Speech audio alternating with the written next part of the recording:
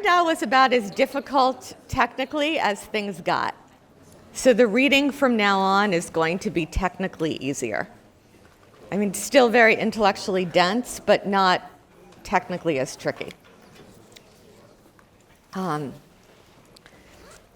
So in some sense, today is the last new philosophical material I'm going to give you. And both lectures next week, on Monday more narratively and on Wednesday more conceptually, are going to bring together themes from the whole rest of the course. So now I'm going to try to transition you. We're not going to be moving so much upward through time today as we're going to be moving horizontally. I'm going to be moving you from France in particular to Poland and Czechoslovakia more generally, and looking at the same period following 1968. So I tried to get you into Derrida as he kind of comes out of structuralism, engaged in a critique of structuralism, and to give you a sense of how Marxism here is playing a role as a version of structuralism.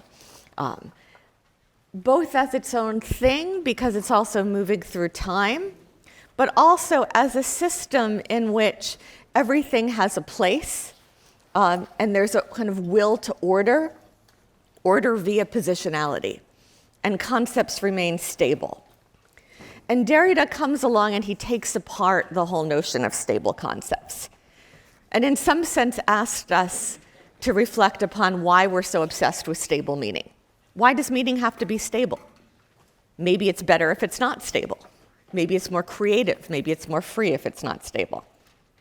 And for Derrida, this kind of linear temporality, teleology, closed systems, an autonomous subject, a transcendental ego, these are all fictions in some way that need to be problematized. Problematize was another one of these big postmodern words like discourse and deconstruct, for which we were charged $1 in graduate school that went towards the Nut House Fund if we really needed to use them. Every other word was problematized for some period in the 1990s. And for Derrida, deconstruction is political, and political in the good sense, in the best sense, in that it deconstructs ideologies, that it is an antidote to the way of thinking that gave us a totalitarianism of both radical right and radical left, an antidote to the totalitarian thinking of both Nazism and Stalinism. Now, it leads us into a place where words like and concepts like truth, certainty, reality, those words, those ideas in and of themselves then came to be seen, in these by postmodernists as kind of ideologized, authoritarian, even fascist constructs. And then we're left with the question, if there is no truth, what can we do in the world? What can we base our ideas on?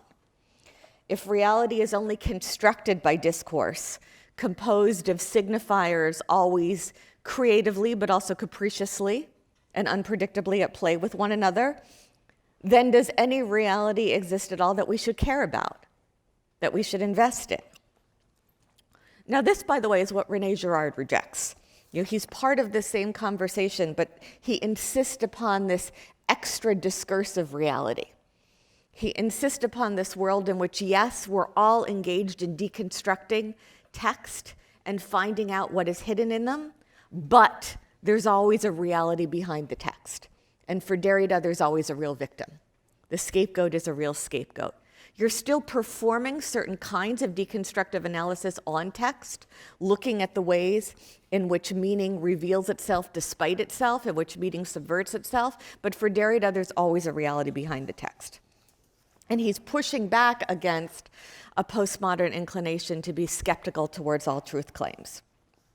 I'll read you two more short quotes by the sarcastic anti-postmodernist British critic Terry Eagleton. And he says, one advantage of this kind of deconstructionist dogma that we are prisoners of our own discourse, unable to advance reasonably certain truth claims because such claims are merely relative to our language, is that this dogma allows you to drive a coach and horses through everybody else's beliefs while not saddling you with the inconvenience of having to adopt any yourself. It is, in effect, an invulnerable position. And the fact that it is also purely empty is simply the price that one has to pay for this. And then he adds, still more sarcastically, about Saussure, the great Swiss linguist, founder of structuralism. Eagleton says, if Saussure could have foreseen what he started, he might well have stuck to the genitive case in Sanskrit. So the question now that this leaves us with, that I want you to have in your mind as I'm going to take you through what's going on in Eastern Europe, is whether in this rejection of history, of linear time, of teleology, of the self, of a possibility of a stable structure that allow us to grasp a kind of determinate meaning, what happens then to responsibility? So in some sense, the key word for today, along with truth and subjectivity, is going to be responsibility. What happens to responsibility? So in 1966, the same year of this famous Johns Hopkins conference where Derrida presented Structure, Sign, and Play, and he met Paul de Man, and that friendship began, as well as the beginning of what you could call a Yale School of Deconstruction. The very same year was the 10th anniversary of Khrushchev's secret speech in 1956. That was in February 1956. In October 1956, there was a communist reform movement in Poland. I won't tell you the details of that, but it was called the Polish October, and it seemed to inaugurate what would be a new optimistic time of a revisionist Marxism. On the 10th anniversary of that, in 1966, Leszek Kolakowski, who is a philosophy professor at Warsaw University, and we've heard about him as a revisionist Marxist, he was invited by his students, most famously by Adam Michnik, who will come to play a role later in today's lecture as well, to give a lecture on occasion of the 10th anniversary of this Polish October, the 10th anniversary in some ways of revisionist Marxism. And Kolakowski, who is still a Communist Party member at the time, gives a very harsh lecture and says that none of those optimistic promises have been fulfilled. That basically the regime is now filled not with Stalinist believers, but with cheap opportunists. And that moreover, the communist regime in Poland is operating on the principle of negative selection. Negative selection is a concept I refer to very often, but the idea of negative selection, whereas precisely the very worst people, devoid of any sense of conscience or responsibility, are being selected for positions of power. It feels very anti-evolutionary. In any case, Leszek Kolakowski gives this lecture at Warsaw University on the invitation of Adam Michnik and other of his philosophy students. The Communist Party leadership is furious, and Leszek Kolakowski is expelled from the Communist Party. That's the beginning of various cracks brewing. 2 years later, really a year and a half later, in March 1968, a whole group of Kolakowski's students, Adam Michnik and his friends, essentially from the generation born after the Second World War, 47, 48, 49, who are his students, who are his university students at the time, quite young, 18, 19, up through 22, 23, they revolt. They revolt against Communist Party censorship. There are demonstrations. The Communist Party cracks down with violence against the students, and a lot of those people, including Adam, go to prison. That is called, or is referred to as, the anti-Zionist campaign in Poland, which is somewhat euphemistic because it's in fact an anti-Semitic campaign aimed against the fact that many of the student leaders of these demonstrations were of Jewish origin. Although they were almost all from communist families, none of them considered themselves Jews. I'm going to leave that topic aside because it will distract us. But that was a moment of great disillusionment with the possibility in Poland that communism could be reformed. That was March 1968, because these were precisely the students of revisionist Marxism who had been getting together and reading the young Marx and thinking about praxis and alienation. That was kind of the end for them. And then just a few months later, as they're watching very carefully, some of them from prison, what is happening with revisionist Marxism and socialism with the human face in Czechoslovakia. Then you have the Warsaw Pact invasion of Czechoslovakia that is then the decisive nail in the coffin of hopes for revisionist Marxism. It's the end of socialism with the human face. So those twin events in Eastern Europe of 1968 really indicate the end of Marxism. The end of Marxism as a kind of living, breathing ideology. And as the last great grand narrative. It's hard to convey in a short period of time just how devastating that was for so many people. In some ways, less for the students and more for the generation of their parents. If you were over 40 at the time and you had given your life to this worldview, to this philosophy, to this ideology, to this hope of a utopia, to give up on that was the negation of your entire life. To turn in your party card was the negation of your entire life and the admission that it was a failure.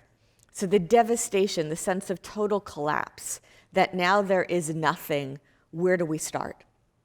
Now we're starting from scratch. All of this thought had been leading us up to this point, to this belief, to this path, to our glorious utopia, and now we're left with nothing. So what comes next out of those ashes is going to be quite different in Eastern Europe from what it is in Western Europe.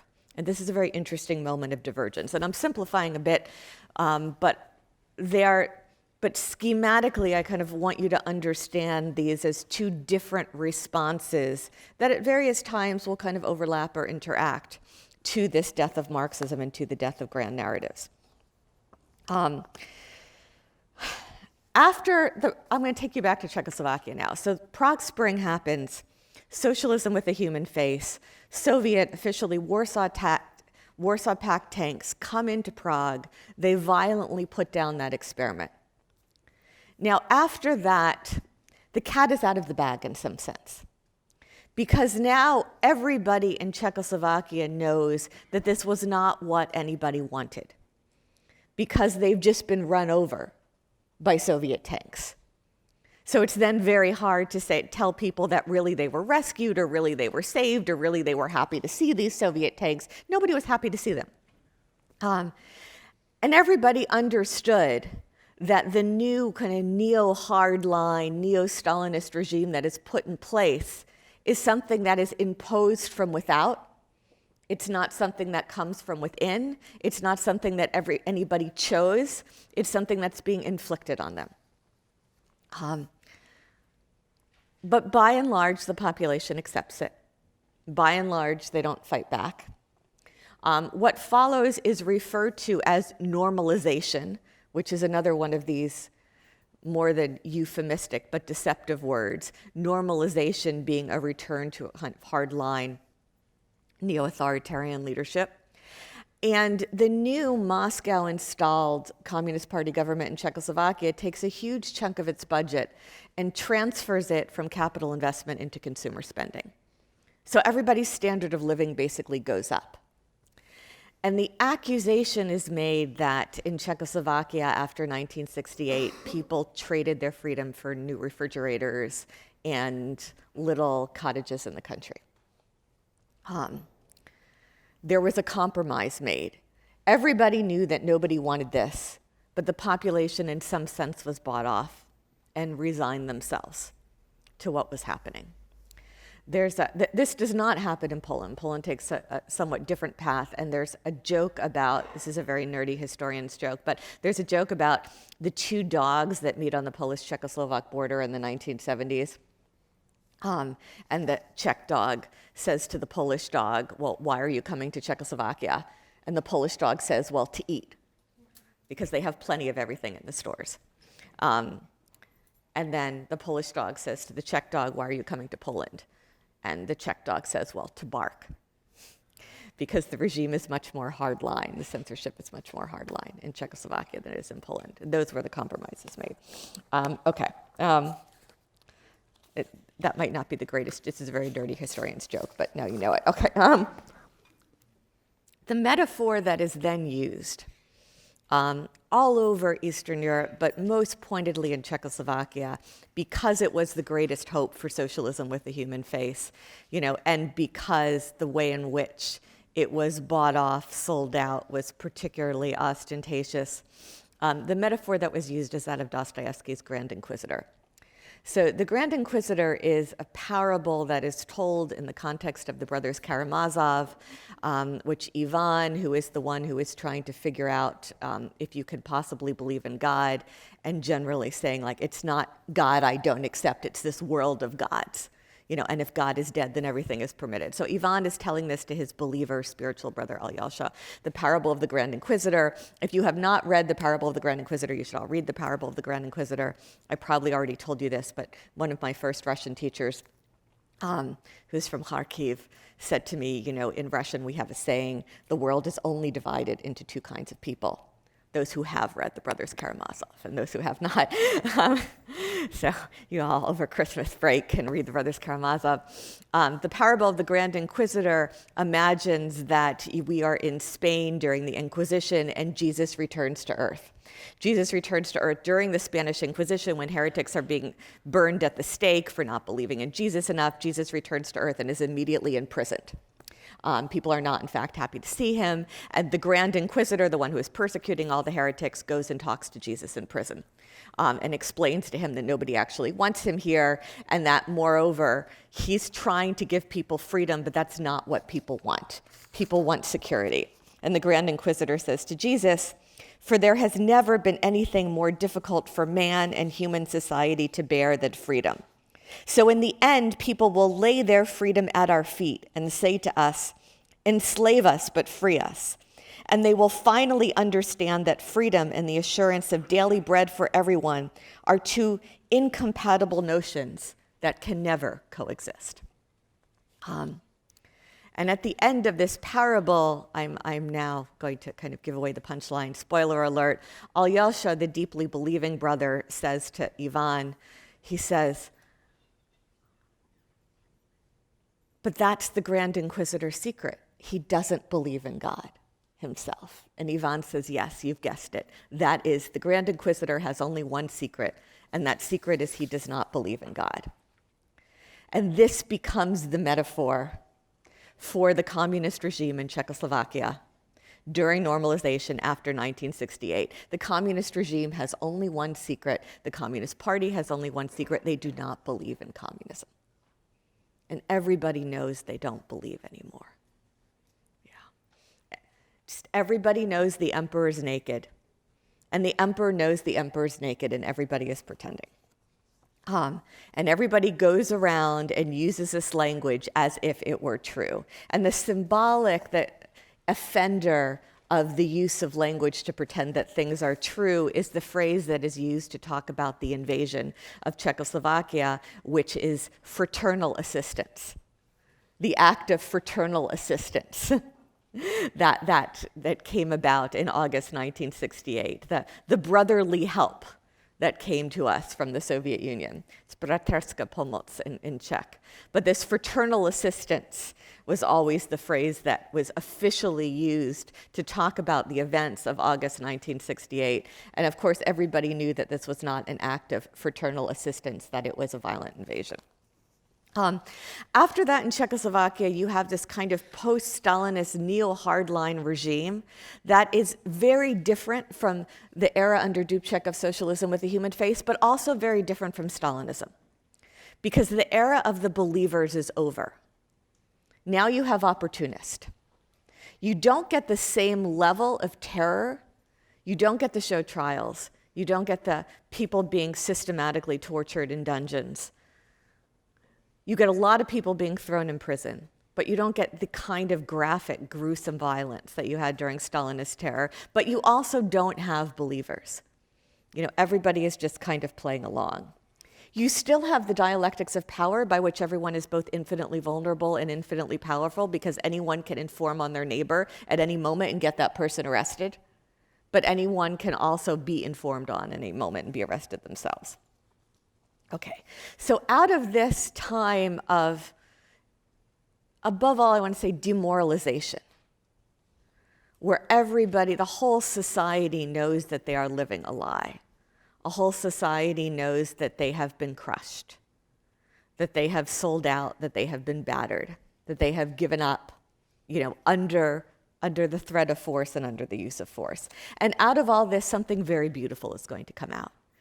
Out of all this, one of the great philosophical currents of modern times is going to come out in response to this kind of demoralized despair. And Václav Havel, who will be known for many things, including being the imprisoned playwright who sits for years in prison and is then going to become the first post-communist president of Czechoslovakia. When all is said and done, he's going to be remembered for one particular essay that he wrote called The Power of the Powerless, and for his paradigm of the greengrocer.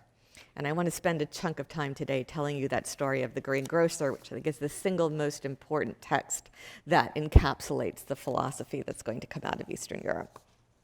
But let me start first narratively by telling you about the events that are going on. So after 1968, there's a gradual installing of this neo-hardline regime. There's demoralization.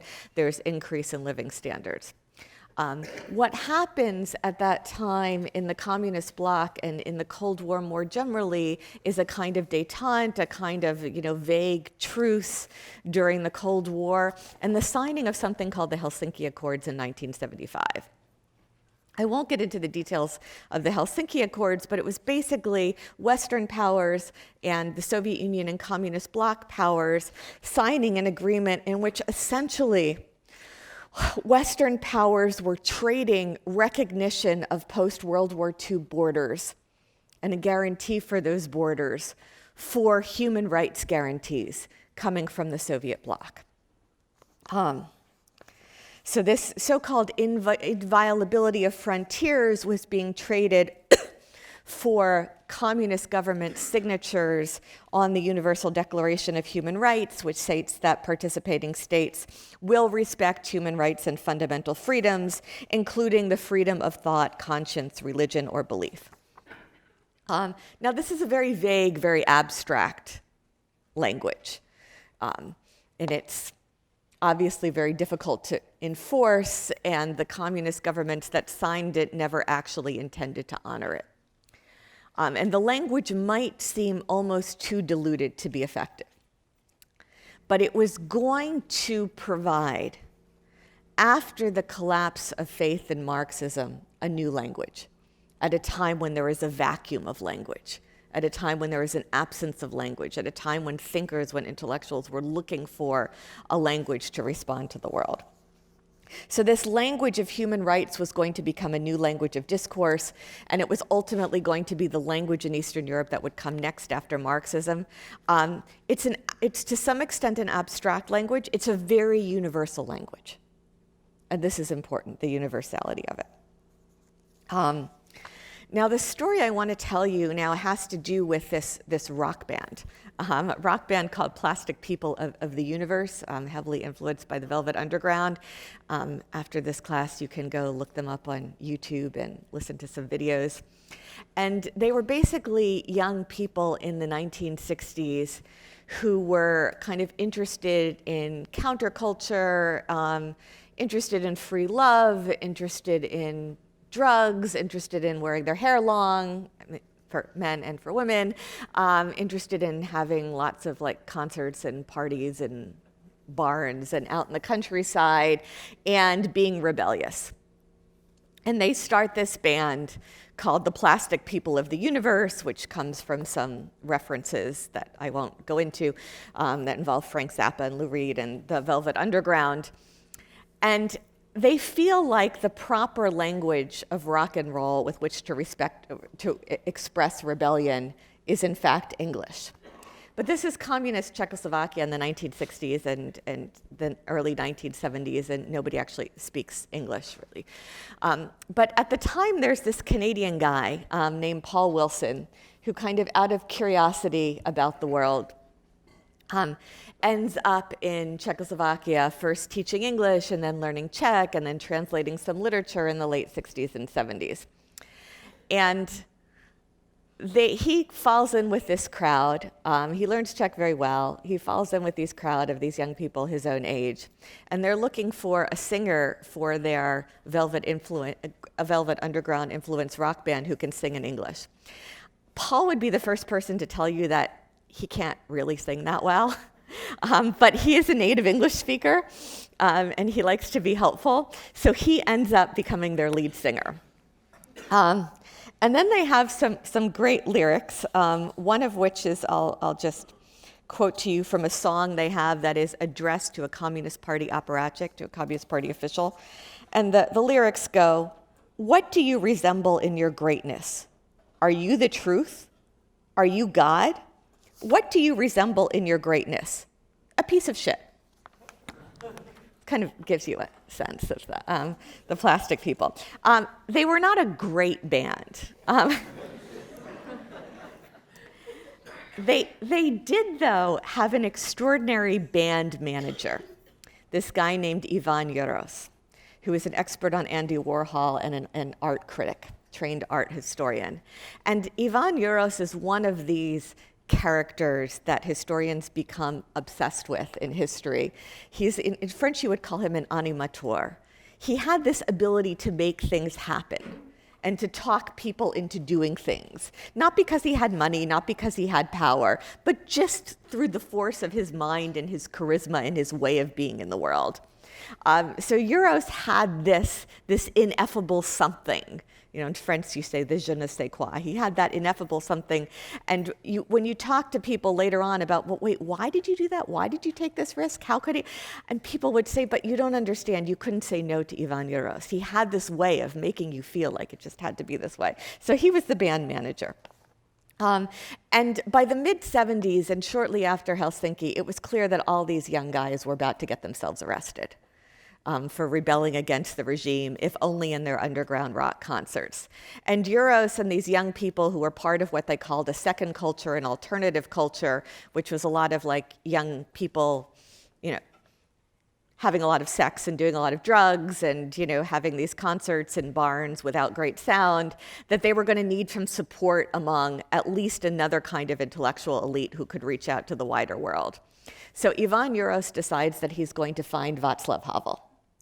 Who is of an older generation, who was born in the mid-1930s, and who has friendships and connections with all of these famous philosophers like Karol Kosik and like Jan Patočka.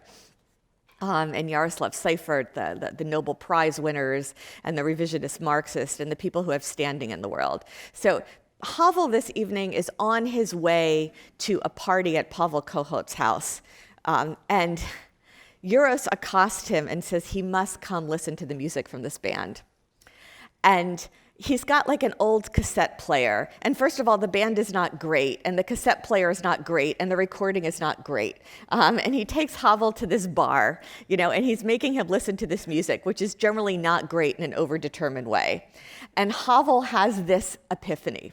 And I'll read to you from this conversation he has about this evening he meets Juros. He says, "Suddenly I realized that regardless of how many vulgar words these people used or how long their hair was, truth was on their side.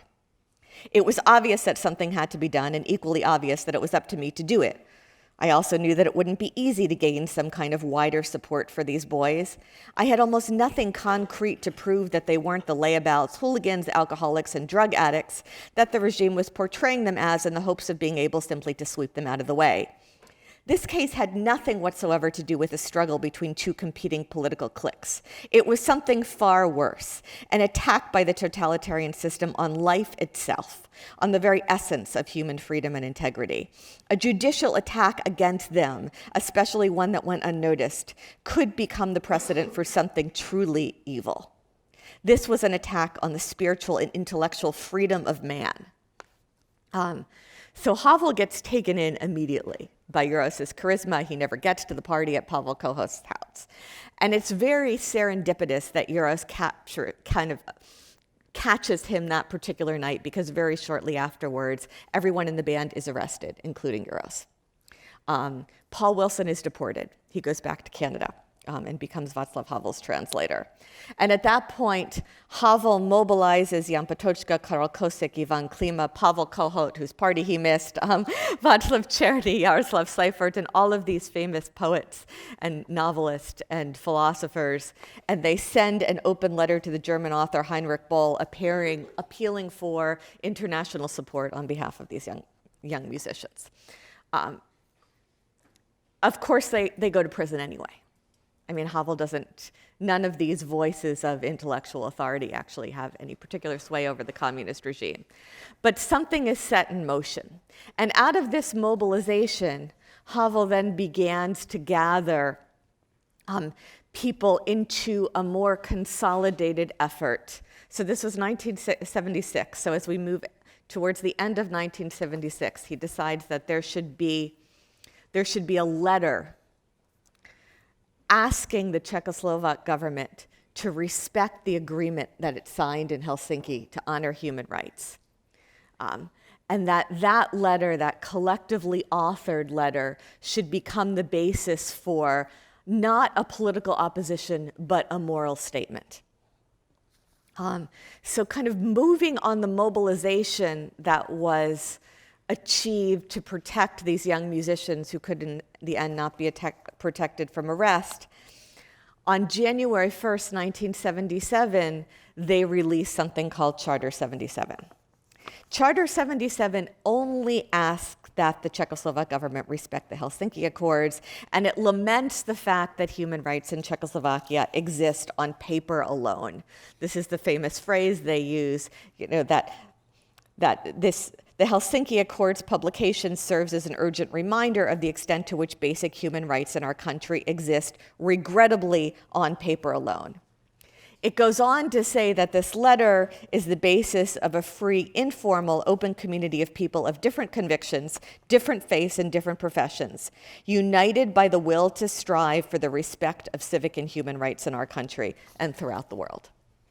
There's nothing about an alternative political system. There's nothing about returning capitalism. There's nothing about anti-communism. It just asks that the government respect human rights. It says that this is not an organization. Charter 77 has no rules, no permanent bodies, or formal membership. It embraces everyone who agrees with its ideas. Part of the idea here was that to engage in a political opposition was to have something in common with politics, which was to get your hands dirty. And the only pure space was a space outside of politics. This is where the phrase anti-politics comes from, that you need to contest the powers that be with a moral force that is transcendent of politics. And Helsinki gives them this language, this universalist language of human rights. Havel then goes to an older philosopher named Jan Patočka, who was born in 1907, who was one of Husserl's last students. In fact, he was studying with Husserl in 1933 and also studying with Heidegger at the same time. All of his work was in some sense a dialogue between Husserl and Heidegger. And I'll talk about him more on Monday when I return to Husserl and Heidegger.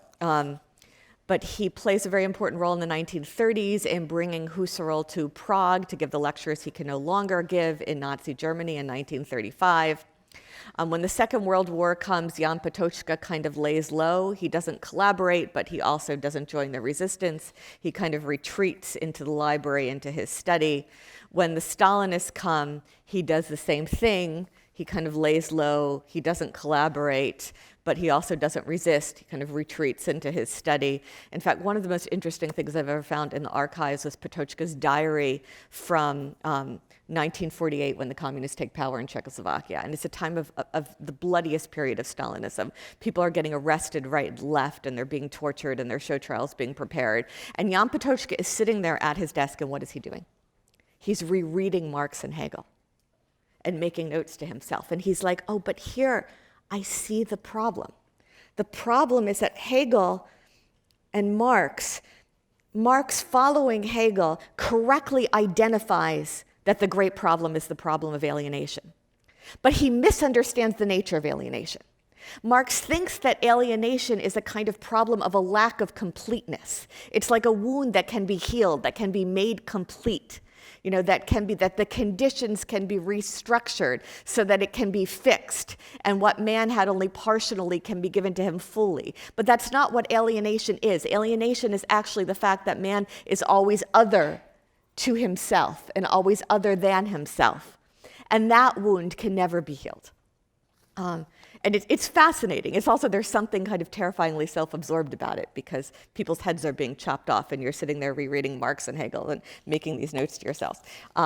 He then goes on to translate Phenomenology of Spirit into Czech, which is apparently a brilliant Czech translation of Phenomenology of Spirit. In any case, he kind of lays low. He's never been particularly politically involved, but he's also never collaborated. At least in any obvious way. He doesn't get to teach at the university because he's thrown out during Stalinism, and then he gets to come back with the Prague Spring, but then he's forced into early retirement when normalization comes, and then his graduate students gather together and they have him continue to teach them privately, kind of secretly in his apartment. And so in the 1970s, he has this private seminar with his graduate students once he's been thrown out of the university, when normalization comes, and what they do is they read Being in Time. And they read it again and again and again.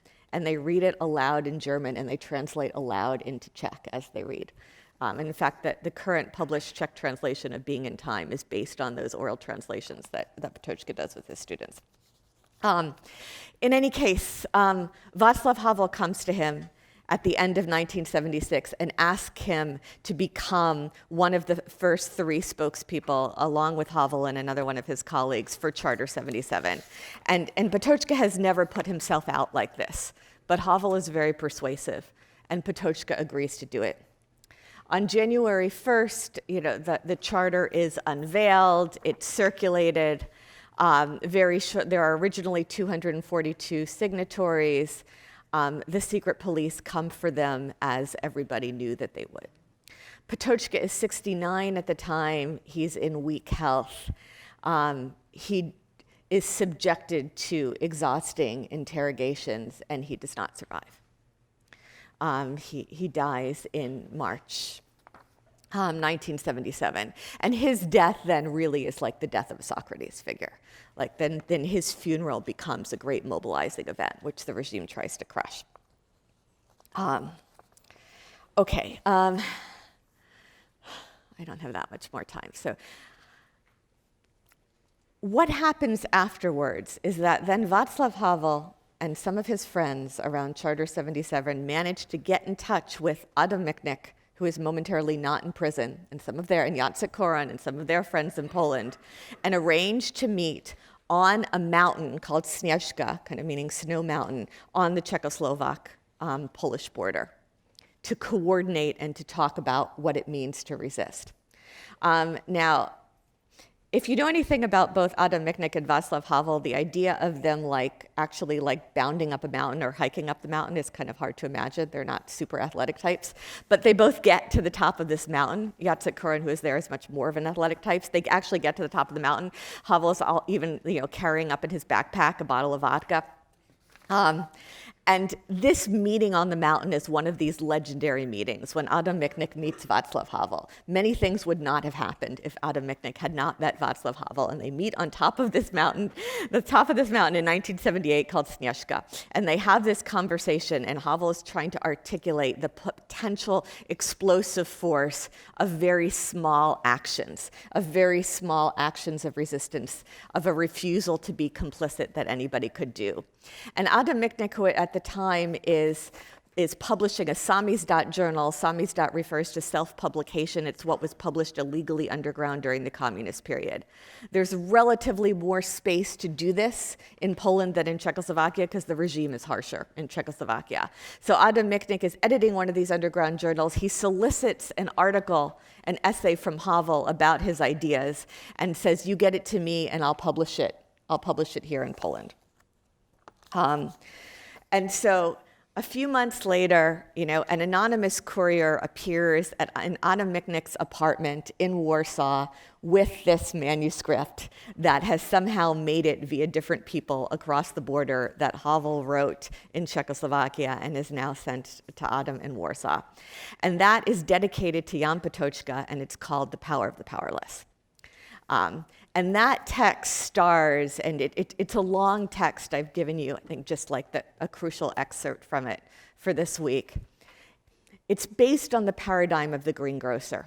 The greengrocer is your ordinary guy in communist Czechoslovakia in the 1970s who every day goes into his shop, and in the window next to the carrots and the onions, he puts the sign in the window saying, "Workers of the world unite," the communist slogan. End of the Communist Manifesto, "Workers of the world unite." And Havel says, why does he do this? Why does he put this in his window? Is it to be out of his sincere desire to acquaint the customers and the passers-by with his communist passion and faith? And Havel says, no, the greengrocer doesn't believe it. The customers don't believe it. Nobody who sees the sign believes it. Even the communist regime doesn't believe it. And moreover, the regime knows that the people don't believe it. And the people know that the regime knows that they know. Everybody knows that everybody knows. And yet, nevertheless, everybody goes on putting the sign in the window and pretending. And Havel says, well, why does he do this? And he says, well, what else could he do? I mean, suppose one day he decides to take it down and stash it at the bottom of a box of rotten tomatoes. Well, someone could inform on him. He could be questioned by the secret police. His children could lose their privilege of studying at university. He could lose his privilege of going on vacation with his family. If he continues to resist, he will be interrogated. He will be detained. He can ultimately be in prison. And Havel says, well, why would all these bad things happen just for refusing to put a sign in the window whose content nobody takes seriously anyway? And Havel says, well, let's imagine this. What if one day all the greengrocers were to take down their signs? That, he says, would be the beginning of a revolution. Therefore, the greengrocer is not so powerless after all. Because he is powerful, he is also responsible and therefore guilty, for it's the greengrocers who allow the game to go on in the first place. It's a deeply anti-populist text. He essentially indicts the whole population and says the line between victim and oppressor here is running de facto through each person. For every one of us, in his or her own way, is both a victim and a supporter of the system.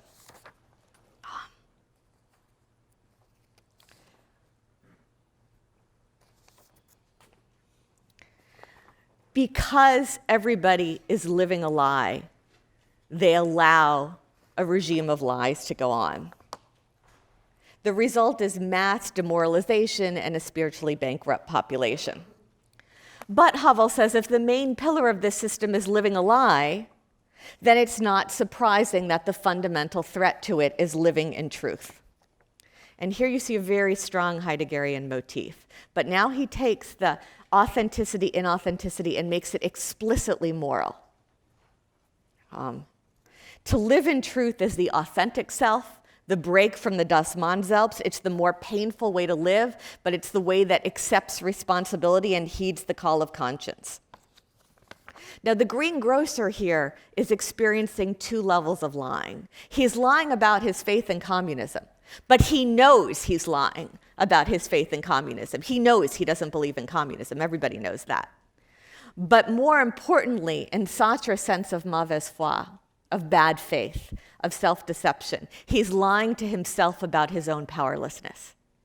And that's the deeper lie. Because he is powerful. Because it's the greengrocers who allow the game to go on in the first place.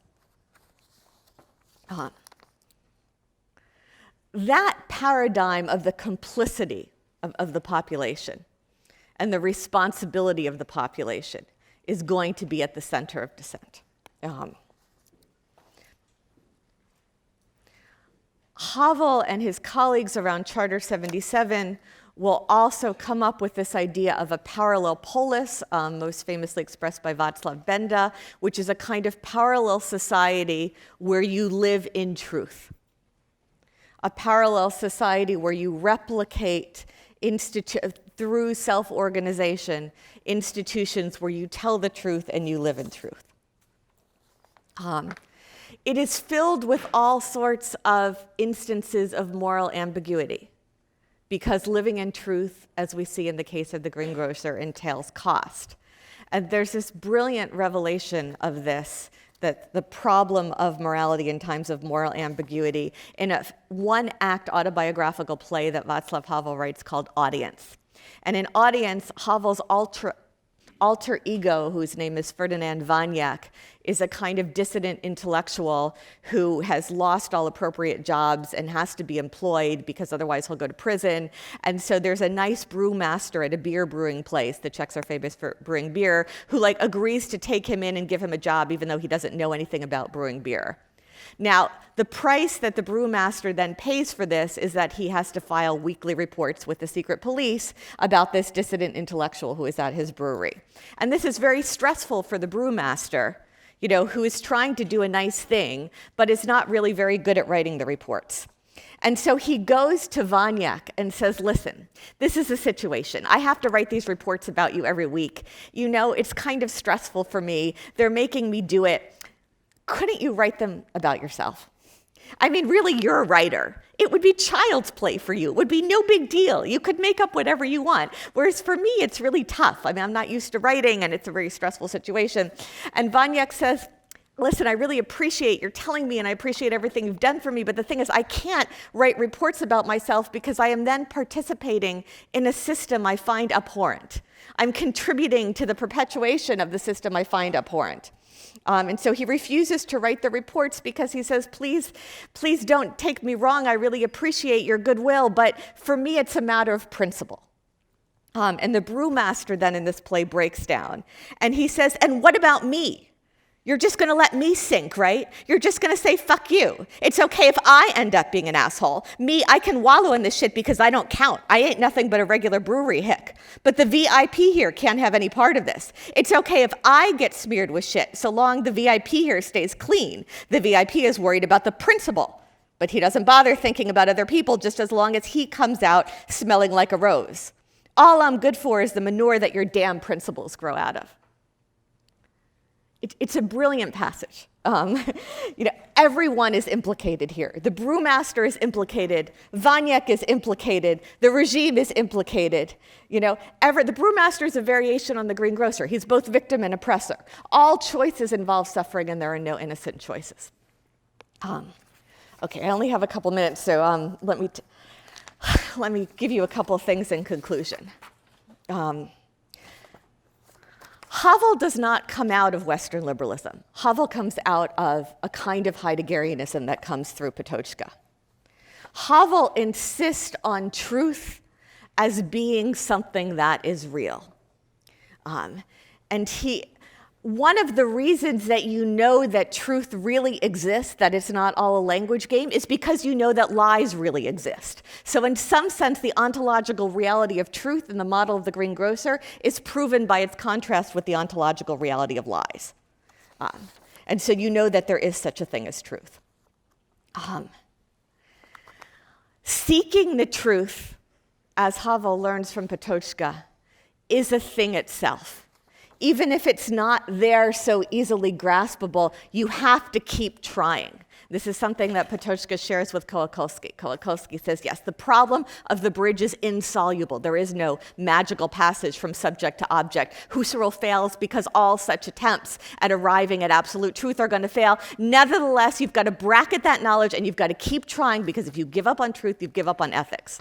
And the philosophical move here is to say that a robust subjectivity is not what relativizes truth, it's what grounds truth, and truth and subjectivity are connected through responsibility. And subjectivity is going to become a key word, both for Havel and for Solidarity in Poland, that the robust subjectivity is what is grounding truth. And I want to leave you now in the post-communist moment when The revolution finally succeeds in 1989. Havel, after spending years in prison, is released in the mid-'80s. He is then brought to the castle, the very beautiful fairy tale-like castle, in December 1989, and becomes the first post-communist president of Czechoslovakia. In February 1990, he then comes to Washington, D.C. to deliver his first address to a joint session of the American Congress as the first post-communist president of post-communist Czechoslovakia. And he stands up there, and you have to picture, Washington and what you know about it. And he stands up and says to the congressmen and senators, "Consciousness precedes being, and not the other way around, as the Marxists claim." It's kind of this brilliant moment. I mean, probably nobody there remembered that part in the German ideology where Marx and Engels talk about how being precedes consciousness. But this was Havel's phenomenological point of departure, that you have to start with the subject. And you have to take responsibility regardless, that consciousness precedes being is individual responsibility, is prior to and transcendent of any kind of socioeconomic conditions. And so he stands up there very innocently and says, consciousness precedes being, and not the other way around, as the Marxists claim. And then one of the senators turns around and says to his friend, wow, if I could talk like that, I would run for God.